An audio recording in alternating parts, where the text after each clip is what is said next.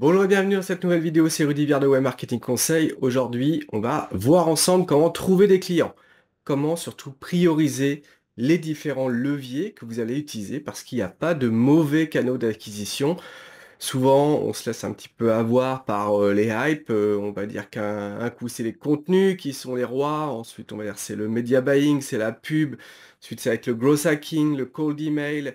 Et au final, ben, on ne sait plus vraiment à quel saint se vouer. On ne sait plus tout simplement quelle stratégie adopter.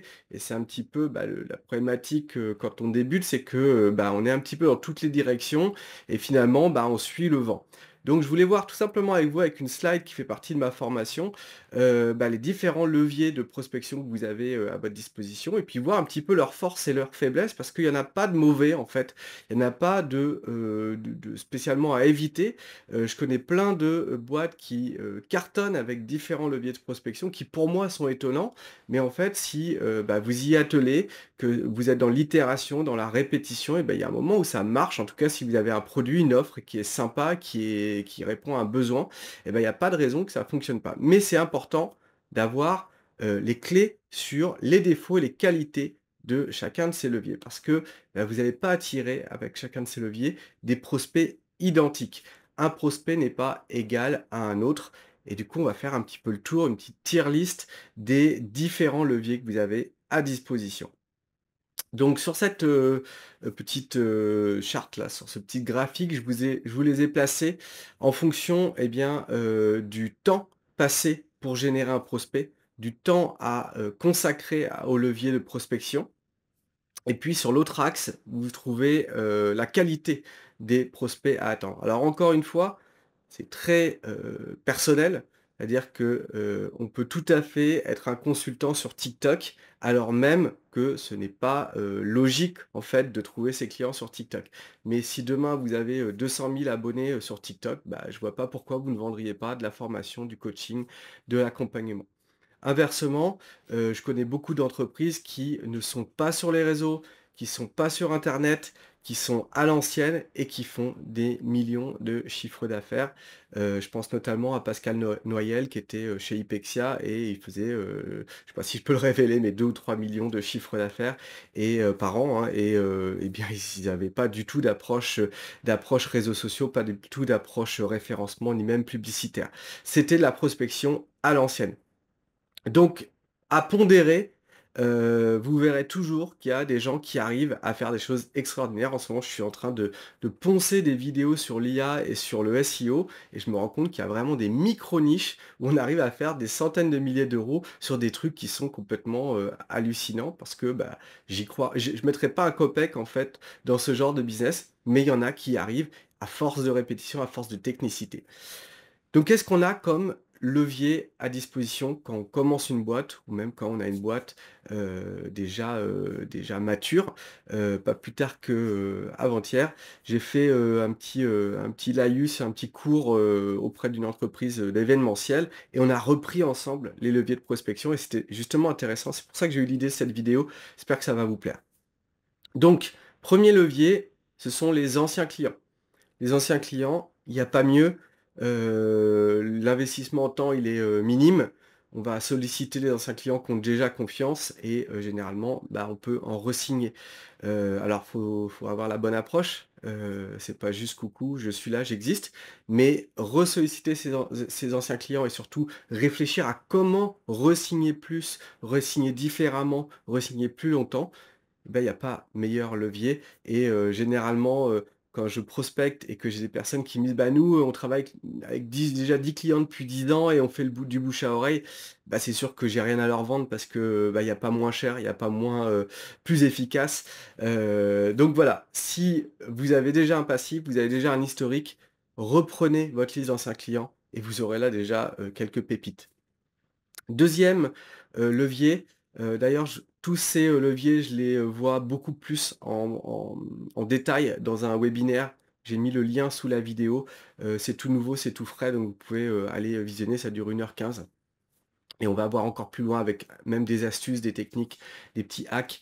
Mais là, voilà, je voulais faire un gros débriefing, je pense que déjà ça va vous clarifier si vous vous demandez où aller. 2e levier, c'est la recommandation. La recommandation, c'est simplement le bouche à oreille, hein. C'est, un tel qui a bien aimé travailler avec vous et qui, de lui-même ou, incité, va, vous recommander tout simplement et va dire: «Il faut travailler avec cette personne». Moi, c'est ce qui m'est arrivé, la semaine dernière. J'ai quasiment tous les membres de la même famille et je les en remercie s'ils se reconnaissent, qui, sont passés par moi, donc c'est génial. 3 boîtes différentes, 3 business complètement différents. Un dans l'externalisation de tâches, secrétariat, comptabilité. Un dans, le multiculturel entre l'Allemagne et la France et là depuis, quelques semaines, un avocat, qui fait de l'optimisation fiscale, en tout cas, avocat fiscaliste et du coup qui est rentré dans le programme de coaching. La recommandation, alors on peut faire, confiance au bouche à oreille, c'est-à-dire que ça tombe un petit peu quand, on veut. Le problème de ça, c'est que c'est, on appelle ça du pray marketing, c'est, on prie pour que ça tombe, quoi. Alors c'est bien qu'on a beaucoup de clients, mais si on en a qu'on perd, bah, en fait la recommandation, elle va pas arriver, d'un claquement de doigts. On peut mettre en place des tâches pour aller justement obtenir de la recommandation, aller, se servir de ces personnes-là pour nous apporter d'autres business. C'est quelque chose que j'enseigne dans la formation, le programme trafic et clients que vous trouverez aussi en dessous de la vidéo. Mais, la recommandation, c'est globalement un levier qui prend pas beaucoup de temps et forcément c'est, la conséquence de votre travail, en amont. Et puis ça rapporte, vous voyez? C'est pour ça que je l'ai placé, à droite de ce graphique. Ça rapporte des clients d'excellente qualité parce que, bah, il y a plus qu'à les signer, il y a plus qu'à pas faire de bêtises, j'ai envie de dire et proposer la bonne offre qui va bien. Mais globalement, 80 du boulot, il est déjà fait. Ensuite, similaire à la recommandation, c'est la prescription. Alors la prescription, ça prend un petit peu plus de temps. La différence avec la recommandation, c'est que, la prescription va s'appuyer sur un réseau de personnes ou sur des personnes qui sont complémentaires à nous, mais qui ne sont pas concurrents. Exemple, dans les robes de mariée, donc j'ai un business de robes de mariée avec ma femme.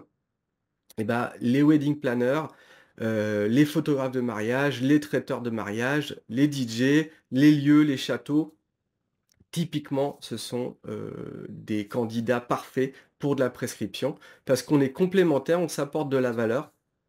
On peut même, rémunérer, on peut même donner des coupons pour inciter, on peut organiser cette prescription, mais globalement, c'est un levier qui demande pas trop de boulot et qui ramène des très bons, prospects. Ensuite, on a l'achat de prospects. Alors l'achat de prospects, l'achat de leads, heu, je commence à le mettre dans des prospects un petit peu moins bonne qualité. Ça peut être quoi les achats de leads, hein? Je ne parle pas d'achat de base de données, bof, on achète 1000 emails et on va, taper dans cette base d'emails. Je parle de vraiment des gens qui ont fait le boulot d'attirer des prospects. Alors, dans le SEO, il y a tous ceux qui font, des annuaires comparatifs et cetera, qui vous ramènent, le gars qui a besoin d'une mutuelle pas chère. Bah, si vous vendez une mutuelle pas chère ou une, je sais pas, des chaudières pas chères, des machines à laver pas chères, peu importe, bah, forcément, cette personne-là, elle va être déjà un petit peu chaude et bah, si vous avez des tarifs concurrentiels et la bonne offre ou le bon produit, bah, vous allez vendre. Ça, c'est intéressant parce que, vous allez payer à la performance. C'est-à-dire qu'on vous apporte des prospects, on vous les vend et à vous de les convertir. La problématique, c'est que si, c'est comme tout, hein, si, le prospect est pas ultra chaud et qu'il vous en faut, 20 pour signer un contrat, ça dépend encore une fois du prix du lead, mais, parfois ça peut être 150, 200, 300 € le lead. Si vous en signez 1 sur 10, bah, vous faites le calcul vous-même, vous ne serez pas rentable. Si en revanche le lead il est à 60 € et que vous faites une bonne culbute, une bonne marge et que vous signez 1 sur 3, bah là ça peut être intéressant. Donc c'est pas une martingale, c'est pas le Graal, ça peut être très intéressant, mais il va falloir optimiser d'une part votre capacité de closing, votre capacité à vendre, hein, tout simplement. Il faut que vos offres, elles soient, no-brainer, c'est-à-dire, c'est la meilleure, il y a pas trop à réfléchir et on y va. Si c'est un truc, programme d'accompagnement sur 12 mois, 200 000 €, bon j'invente, hein, mais bah, ça va être plus compliqué parce qu'ils sont préchauffés, mais ils sont pas ultra chauds, ils vous connaissent pas, ils ont pas une confiance aveugle en vous. Donc bah, forcément, c'est pas tout cuit, mais ça vous évite d'avoir un travail de prospection à faire et parfois, bah, payer, 60 € le lead, bah, en fait, c'est pas cher parce que, 60 € c'est beaucoup de travail pour vous, pour avoir ce même lead. Donc pourquoi pas payer 60 € au lieu d'avoir, un salarié ou voilà. Donc ça peut fonctionner, mais ça fonctionne pas toujours, voilà. Hem, Dans le B2C, ça marche, dans le B2B, ça marche. Encore une fois, à vous de sortir les calculettes. Moi, pour, les robes de mariée, je paye 40 € environ maximum mon lead. Donc je sais que je convertis, entre, 1 enfin une cliente sur 3 ou 4. Donc bah, 40 € fois 3, ça fait 120 € sur ma robe. Ça va, je m'en sors. En B2B, si ma presta, elle est à 12 000 €, j'ai pas de souci à acheter une dizaine de leads à 100 €. Ça me semble même pas cher. Par contre, quelle est la qualité des leads? Si je dois me taper 10 fois 1 heure de téléphone et que j'en signe, un demi, faut voir. Voilà. Enfin, un demi sur 10, bon, ça fait beaucoup de travail, mais au final, c'est si ça se fait de manière, récurrente, je prends. Par contre, voilà, faut que ça signe, quoi. Si c'est pour faire 10 heures pour rien, donc c'est à vous de sous-peser. C'est un levier à utiliser clairement, je sais pas si c'est pas le meilleur, c'est pas que c'est ni le meilleur ni le moins bon, c'est juste qu'il faut, que ça colle avec vos maths. Ensuite, on a l'inbound. Alors l'inbound, ça a été, énormément la mode, hein, moi j'étais, un des plus gros, blogs, français à l'époque, bon, j'ai toujours pas mal de trafic, mais à l'époque, au top du top, j'étais à 250 000 visiteurs par mois. Ça marche toujours, hein, tous ceux qui disent: «Le SEO c'est mort, le référencement c'est mort», c'est faux. C'est juste que il y a d'autres leviers qui ont émergé, hein, YouTube, les réseaux sociaux, la pub. Avant, sur Google, il y avait, 1, 2, 3 résultats de publicité. Aujourd'hui, sur les requêtes bankable, les requêtes vraiment où il y a du business, bah, c'est peut-être 4 parfois. Donc, bah, le résultat, 1, bah, il est plus aussi 1 finalement parce qu'il y a des résultats payants avant. Moi, j'ai toujours, voilà, entre 60 et 100 000 visiteurs par mois. Ça marche toujours, mais c'est plus de boulot qu'avant. Mais en même temps, parler à un vieux, hein, j'étais sur Facebook il y a 20 ans, 20 ans, 18 ans. On avait 500 000 abonnés. Bon, aujourd'hui, j'aurais du mal à remonter une boîte basée sur Facebook avec 500 000 abonnés. Même, j'aurais beaucoup de mal. Sans pub, ce serait quasiment impossible. À l'époque, c'était facile. Donc le level, il augmente, c'est logique, c'est la norme. Donc l'inbound, où ça se trouve aujourd'hui, bah, moi, j'ai envie de dire que c'est un des meilleurs leviers d'acquisition en termes de maturité de prospect. Pourquoi? Parce que c'est des gens qui vont apprendre à vous connaître. Alors quand je parle d'inbound, hein, il y a le SEO, il y a le référencement, mais ça va être aussi, votre, personal branding sur les réseaux sociaux. C'est l'ensemble, en fait, des choses qui vont attirer. C'est le sens de l'inbound par, opposition à l'outbound où on va aller vraiment chasser le prospect. Donc pour moi, ça reste toujours un très, très bon levier, dans le sens où, ce sont, des prospects ultra matures. Quand ils vous appellent, franchement, c'est une chance sur 2 de les signer, c'est du 50. Par contre, bah, en termes de volume, vous en avez pas beaucoup parce que forcément, il faut avoir, du trafic sur votre site ou une audience sur YouTube ou une audience sur Instagram, une audience sur TikTok, peu importe et donc forcément, bah, ça, c'est le fruit de la communauté que vous allez construire et parfois une communauté, bah, ça prend, 1, 2, 3, 4, parfois 5 ans à créer jusqu'à ce qu'on atteigne une sorte de momentum où, bah, on voit que c'est beaucoup plus facile. Voilà, hein, quand on a, 200 abonnés sur Instagram, bah, c'est compliqué, on voit pas trop l'intérêt de poster. Quand vous en avez 10 000, bah, l'impact est bien plus évident. Moi, j'ai autour de 11 000 abonnés sur YouTube. Je vois que ça commence à frémir. C'est quelque chose qui est plutôt un nouveau projet pour moi. Mais sur mon blog, 60 000 visiteurs par mois, bah, c'est minimum, 500-600, abonnés à la newsletter. Donc, bah, forcément, quand on voit que ça marche, on a envie de mettre plus d'impact. Pourquoi je vous parlais de ça? Ouais, voilà, donc c'est du très long terme, c'est très chronophage, ça prend beaucoup de temps en termes d'humain. Donc c'est plus, moi je vois ça comme, du carburant qu'on met dans une fusée ou du charbon, dans un train, vous voyez, vous prenez l'image que vous voulez et on va mettre, du carburant et ça va pousser très lentement et puis il y a un moment, bah, on entre dans la stratosphère et là, hop, on peut couper les moteurs, on est en orbite. Peut-être pas couper les moteurs, mais on a besoin de plus que d'ajuster et du coup on récolte le fruit, mais en différé. Hem, donc c'est pas pour tout le monde. S'il y a des enjeux, de rapidité à grossir, bah, c'est clairement pas, la meilleure solution. Si vous avez déjà une communauté, je pense à, bah, tous les influenceurs, hein, bah, eux, en fait, c'est logique, ils ont déjà leur audience, c'est logique qu'ils créent des business derrière. À la base, ils vont, partager des vidéos par plaisir, hein, sur le fitness, sur, je sais pas, la cuisine, sur, même leur expertise, B2B et puis à un moment ils ont 50-60-70 000 abonnés et puis ils se disent: «Bah, on y va, on se lance dans je sais pas, un hôtel, une formation, une agence», voilà, j'ai Monsieur Greux, Mister Gree, je ne sais pas comment il le prononce, c'était un client il y a longtemps, il y a 7-8 ans. Il cherchait sa voie. Aujourd'hui, il a, 650 000 abonnés sur YouTube. Franchement, il a plus besoin de moi et je crois qu'il a lancé justement une agence. Il faisait du test de tests d'outils technologiques, smartphones, tablettes et cetera. Mais à l'époque, c'était des vidéos, en mode, «Je suis énervé», d'où le nom Mister Grey et il se demandait, il disait: «Mais qu'est-ce que je fais? J'adore créer des contenus, mais c'est quoi finalement mon business model?» À part Patreon qui lui donnait des revenus, de sa communauté. Puis finalement, il a trouvé sa voie, il a trouvé sa niche et aujourd'hui, bah, je pense qu'il palpe bien et il est très content d'avoir créé cette audience. Il y en a plein des exemples comme ça. Moi, j'ai envie de dire quand on prospecte, il faut toujours avoir 2 ou 3 canaux maximum et essayer d'avoir un long terme. Jouer le long terme, bah, voilà, j'ai un blog, enfin un blog, je pense, parle en SEO, hein, pas un blog où, on raconte sa vie, et ses émotions, voilà, ça c'est peut-être plus pour les réseaux sociaux. Mais un blog vraiment SEO, une chaîne sur YouTube, un compte TikTok, Twitch, peu importe. Trouver des plateformes où vous éclatez à partir de votre expertise et ça, c'est le long game, quoi. C'est le jeu long. Mais aussi des choses où on va avoir moins de qualité de prospect, mais rapidement.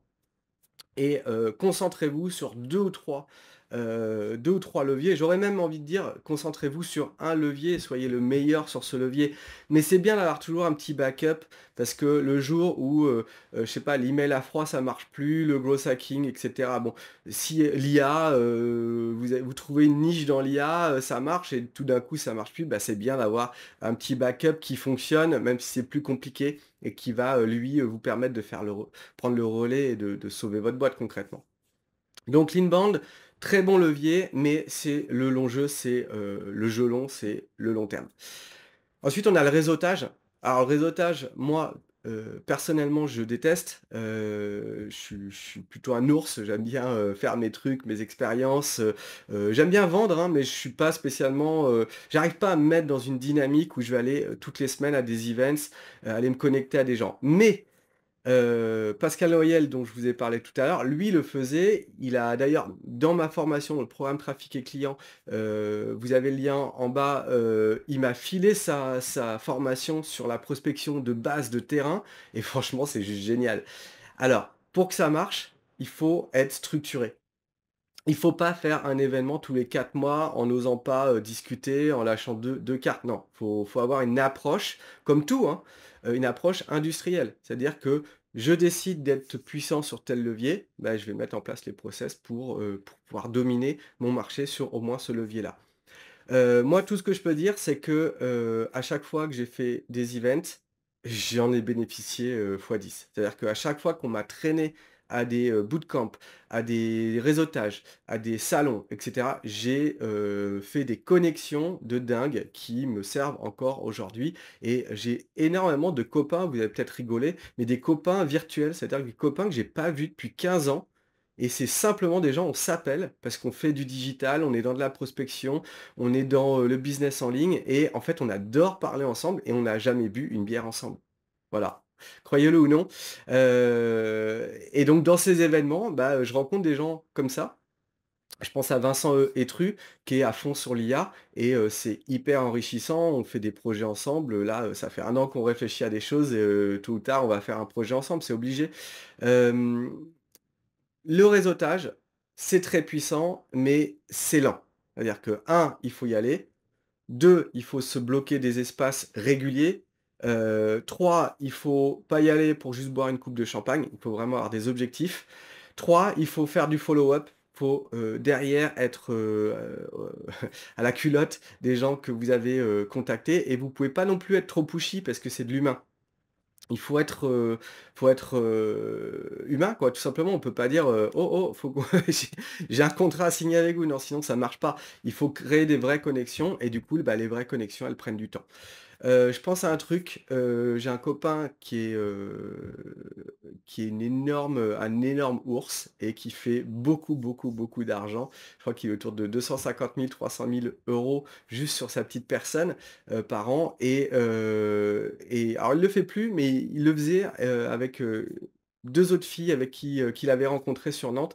Il faisait tous les mois un, repas, sur cooptation. C'est-à-dire que il organisait un petit repas d'affaires avec, des gens des réseaux de chacun et chacun pouvait inviter un plus un, donc une personne invitée en plus et eux payaient simplement le vin et bah, ça créait, des connexions de fou.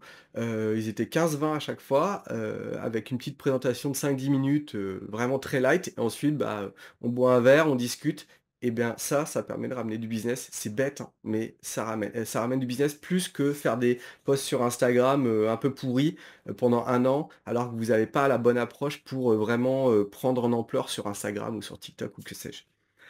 Hem, la prospection physique et téléphonique. Alors, franchement, moi j'aime pas non plus, mais en vrai, les grosses, grosses, grosses boîtes, elles sont à fond là-dessus. C'est-à-dire que plus on se rapproche de l'humain, plus on est connecté et plus on va avoir un retour, rapide sur, des possibilités de business. Si vous faites du phoning, donc de l'appel téléphonique. Bah, oui, c'est ennuyeux, c'est violent, vous allez vous faire déglinguer, très souvent, mais si vous faites ça tous les jours, 80 appels, 30 appels, 10 appels, peu importe, vous aurez des résultats. Vous aurez des résultats, c'est obligé, c'est la loi des chiffres. Par contre, il faut une bonne approche, c'est-à-dire que c'est pas juste: «Bonjour, je voudrais vendre des sites internet», ça marche pas. Il faut vraiment avoir une approche, avoir un process d'approche tout simplement et l'améliorer. J'attendais une petite pizza, il y a quelques semaines et il y a un gars très sympa à côté de moi attendait aussi sa pizza qu'elle cuise et il me dit qu'il faisait de la fibre, raccordement de fibre internet. Je me dis: «Ah ouais, tu fais ça? Super» et et il était en freelance. J'ai halluciné, je fais: «Ah bon?» Et il me dit: «Bah, ouais, je suis payé par, Bouygues et cetera pour, fibrer, pour en tout cas signer des contrats de fibrage et je suis payé au contrat que je ramène». Donc compliqué quand même parce que pas de fixe, pas de stable. Et bah, le gars se fait 4 000 € par mois. Voilà, je vous le dis en 1000. Pas mal pour un truc de terrain. Il m'a dit: «C'est compliqué, c'est l'école de la vie, je me fais bouler, mais j'ai mes 80, je tape à 80 portes dans la journée, c'est obligé, j'en vends un et à la fin, bah, je me fais mon salaire». Donc prospection physique et téléphonique, si c'est bien optimisé, si c'est bien processisé, ça peut en partie s'automatiser, bien sûr. Ça peut, vous n'êtes pas obligé d'avoir, votre carnet avec, votre stylo: «Ah celui-là, je l'ai bien appelé». Voilà, il y a des moyens d'aller beaucoup plus vite. Il y a même des logiciels qui permettent, d'appeler en continu. Dès que vous finissez un appel, ça rappelle l'autre. S'il est en comment dire? La une personne est en mode pas joignable, ça le met en parallèle et ça rappelle quelqu'un. Donc voilà, vraiment moyen d'optimiser. Vous n'êtes pas obligé de faire ça, bien sûr. Mais plus on est proche du client, plus on vend. Voilà. Il y a une grosse habitude, à se mettre, à geeker en gros, on se dit: «Bah, je vais me mettre sur Facebook, je vais me mettre sur LinkedIn et comme ça je suis pas en contact du client, je vais écrire un bon post et les clients vont arriver». Bon, le business il est quand même, violent, hein, à part si vous êtes dans un truc, émergent. C'est pas juste un post LinkedIn qui va vous permettre d'avoir des clients. Il y en a, hein, il y en a qui ont des spécificités, genre, des gars qui ont une patte de graphiste, qui est ultra demandée parce qu'elle est vraiment spécifique ou, des gars qui sont codeurs, développeurs dans vraiment des langages, rares. Eux, bon, bah, ils ont même pas besoin de faire de la pub. À la limite, ils sont 10 par région et ça le fait. Mais si vous avez un truc, un peu basique, thérapeute, consultant, bon, bah, là, vraiment, le plus proche du combat, bah, le plus vous aurez de résultats. Donc la, prospection physique et téléphonique, elle est super chronophage. Bah, oui, forcément ça veut dire prendre son téléphone, se prendre des vents et puis la prospection physique, bah, faut prendre sa voiture, faut se déplacer. Un truc que j'ai mis en place avec, un consultant, pas du tout un consultant, un client qui est, dans la sécurité incendie, je lui ai mis en place des, séquences de prospection par email. Donc il prospecte automatiquement toutes les boutiques de sa région, c'est Île-de-France et région Centre si je me souviens bien. Il envoie, 200-300 emails par, jour. Il a, entre 10 et 20 réponses par jour. Sur les 10 et 20 réponses, il y en a 2-3 qui sont intéressés pour, avoir un petit devis sur, de la maintenance incendie. Donc en gros, c'est dans les boutiques, on a toujours besoin d'avoir un extincteur et cetera. Il y a un certain nombre de mesures de sécurité et tous les ans, bah, il faut faire revenir le consultant incendie. Et bah, tout simplement, ça lui a permis d'avoir des pistes, concrètes. Donc il va dans tel village où, le boulanger a dit: «Je veux bien que vous surveilliez, où j'en suis de ma sécurité» et derrière, il va avoir tous les, il fait du porte-à-porte, il va voir toutes les boutiques autour. Donc ça lui prend, une demi-journée, mais il a pas pris sa voiture pour rien et derrière il me dit: «Bah, je ramène toujours un ou 2 contrats». Donc à ne pas mettre de côté, même si effectivement, moi, je préfère être derrière mon ordi et avoir quelque chose de un peu passif, même si, j'aime pas, la notion de revenu passif parce que c'est pas vrai, là, il y a du boulot avant, mais j'aime bien le côté, on bosse bien et derrière ça arrive un petit peu tout seul. Un truc qui est intéressant aussi, c'est que le business, il change tellement que, un levier qui était plus intéressant peut redevenir intéressant et inversement, un levier dont tout le monde parle parce que c'est la grosse hype, LinkedIn, le growth hacking et cetera, bah, l'IA, bah, en fait, si vous n'êtes pas à la pointe du levier, en fait, vous êtes dans la masse et ça va pas forcément fonctionner et il y a des leviers de prospection qui parfois sont un peu passés, un peu, des leviers de boomer, on va dire et finalement, bah, plus personne les utilise et ils redeviennent intéressants. Typiquement, envoyer des courriers, bah, en fait, plus personne reçoit de courrier. Quand j'étais gamin, la la boîte aux lettres, elle était bourrée de prospectus, débiles, quoi et à la fin, en fait, ça partait direct à la benne. Aujourd'hui, vous recevez des factures. Donc quand vous avez un petit mot de quelqu'un qui vous écrit avec, en plus un petit peu personnalisé, bah, ça fonctionne, alors que c'était quelque chose qu'on avait complètement abandonné. À quoi je pense aussi? Là, j'ai une personne dans mon programme de coaching qui, vend du site internet, du SEO et cetera, des supports de com et en fait, il prend sa voiture, il fait carrément du porte-à-porte, il tape à la porte et en fait, avec la bonne approche, le sourire, il est super gentil le gars, il est adorable et en fait, avec la bonne approche, lui, il arrive avec un catalogue de trucs, donc vous avez besoin d'un kakémono, un petit flyer, une carte de visite, bah, en fait, il entre dans l'entreprise et puis après, il leur vend le site internet, il vend le SEO, il vend la pub et bah, il crée une relation de confiance. Parce que c'est vrai que quand on fait de l'inbound, par exemple, on va plutôt avoir tendance à les attirer sur une problématique avec une offre. On peut pas trop, avec de l'inbound, avec du SEO, du référencement, on peut pas trop dire: «Regardez, venez sur mon site, j'ai, 30 offres, différentes, je peux faire, des bannières, je peux faire, je sais pas, de la pub Facebook et cetera. Ça marche pas ça, enfin c'est compliqué. Par contre, quand vous êtes en prospection active, donc de l'inbound, et ben, vous pouvez dire: «Coucou, voilà ce que je fais.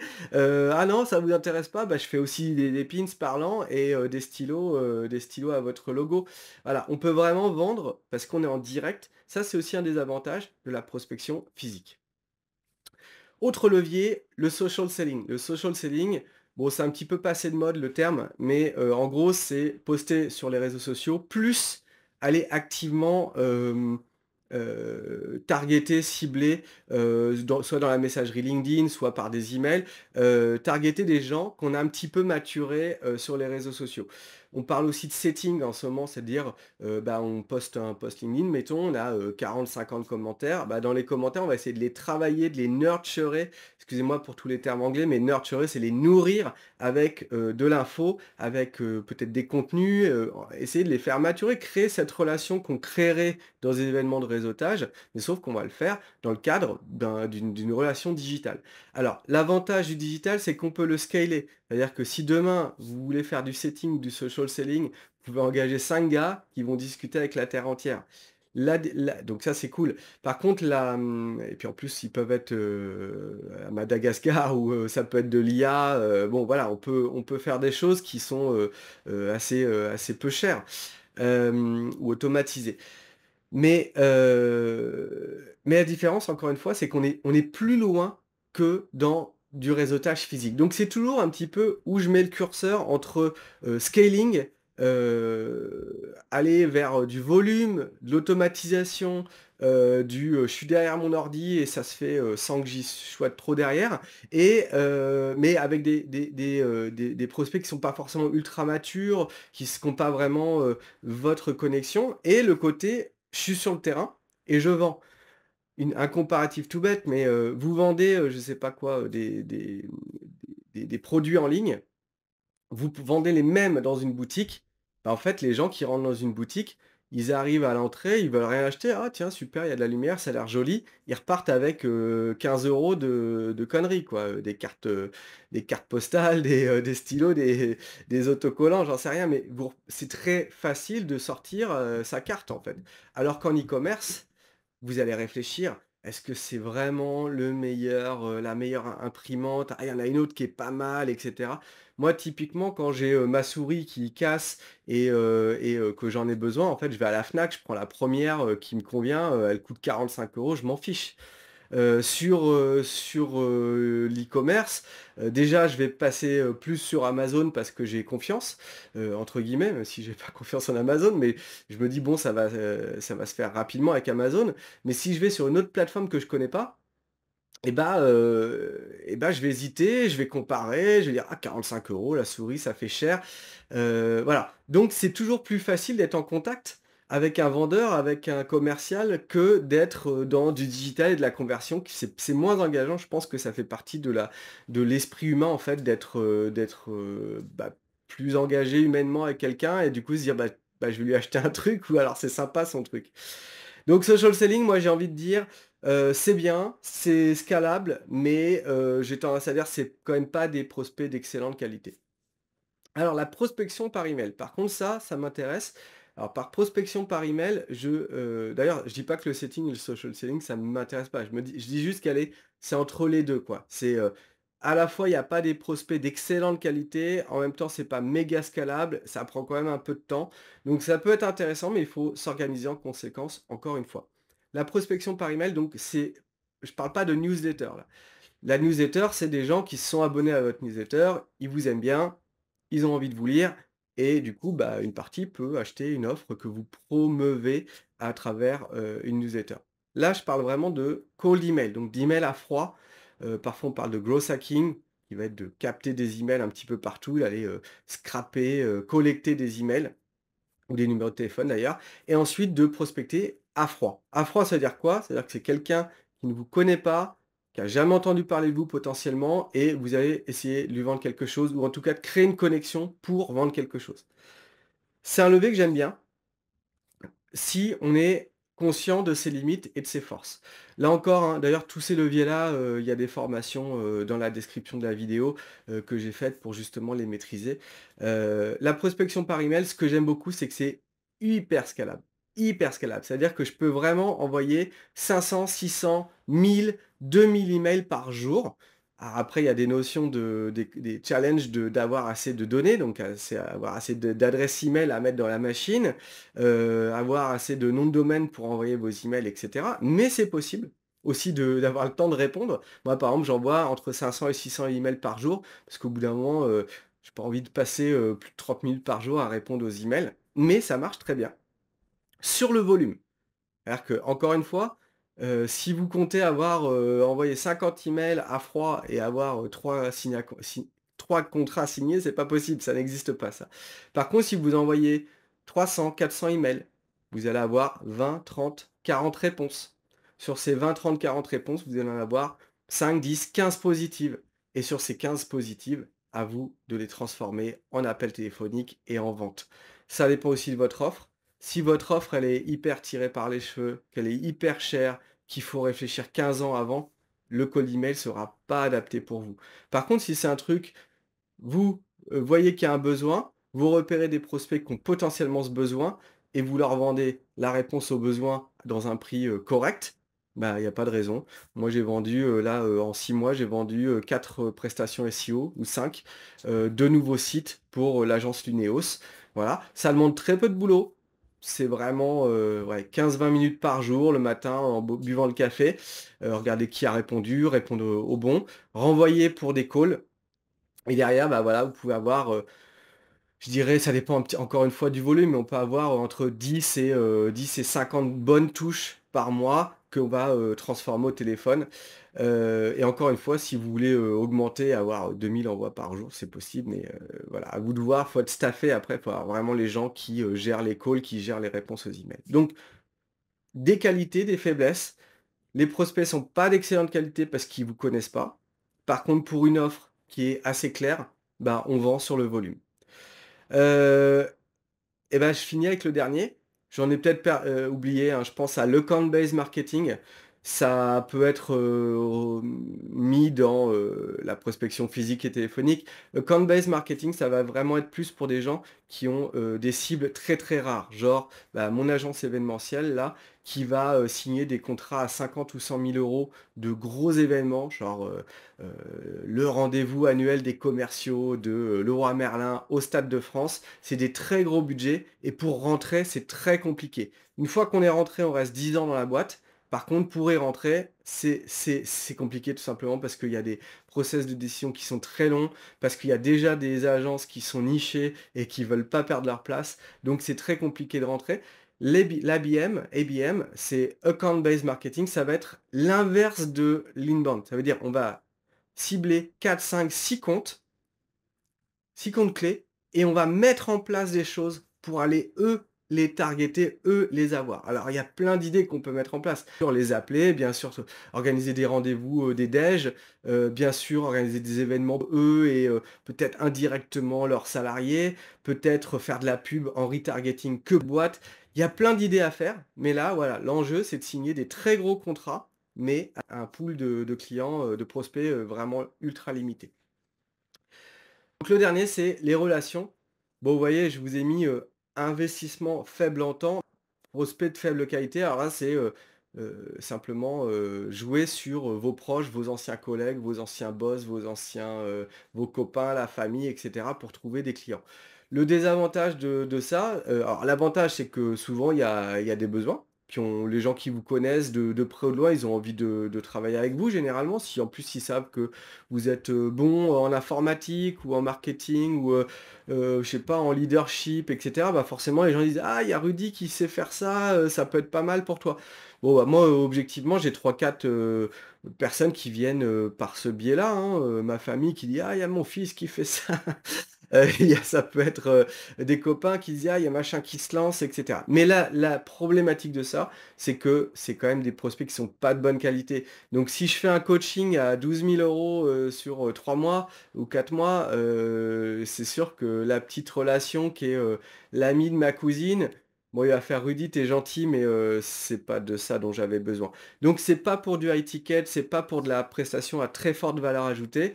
C'est pas non plus, je pense, pour, des formations genre, «Bah, tiens, forme-toi sur ma formation, elle est pas chère, elle est super». Ça, c'est un peu compliqué, je pense, à vendre. Par contre, des petites prestations, le petit site internet à 1 000 €, la petite presta d'accompagnement à 500-600 €, bah, ça peut le faire parce qu'il y a pas besoin d'avoir une confiance monstrueuse dans la personne, enfin le prospect envers vous et en même temps, bah, vous pouvez répondre à un besoin à un moment précis. Donc voilà, j'ai fait un petit peu le tour. Dites-moi dans les commentaires, quels sont vos leviers. Est-ce que j'en ai oublié? Je pense que j'en ai oublié quelques-uns, mais ils sont regroupés dans mes grandes grappes. J'ai essayé de pas aller dans les tactiques parce que encore une fois, on peut, trouver des tactiques de malade, genre, le gars qui est, super bon dans, être présent dans Google Actualités. Le gars qui est super bon dans les stories Instagram. Ah, il fait des shorts, YouTube et c'est ça qui lui génère des clients. Bon, ça, c'est des choses qui évoluent, avec, les plateformes. Tant mieux si vous trouvez un hack comme ça, c'est génial. Mais ce sont pas les grandes catégories et justement, si vous choisissez un type de prospection et bien, là, vous pourrez creuser et aller trouver des petits angles morts où vous pouvez faire votre place. J'arrête là. Lâchez un petit pouce bleu, la petite cloche, laissez un commentaire, faites, tourner, la chaîne, c'est pour vous que je la fais. Franchement, bon, ça m'intéresse d'être sur YouTube, mais c'est vraiment, le partage de connaissances qui me motive. Donc, plus on est là, plus j'ai envie de partager. D'ailleurs, cet après-midi, j'étais là: «Waouh, je suis à 11 000 abonnés, je vais faire, 2 vidéos ce soir». Donc voilà, c'est un truc en plus de mon boulot, mais peut-être qu'à terme, je ferai que ça parce que, c'est plaisant. Mais ça tient à vous de faire connaître la chaîne et de diffuser, mes contenus s'ils vous plaisent. Allez, je vous dis à très bientôt pour de nouvelles vidéos.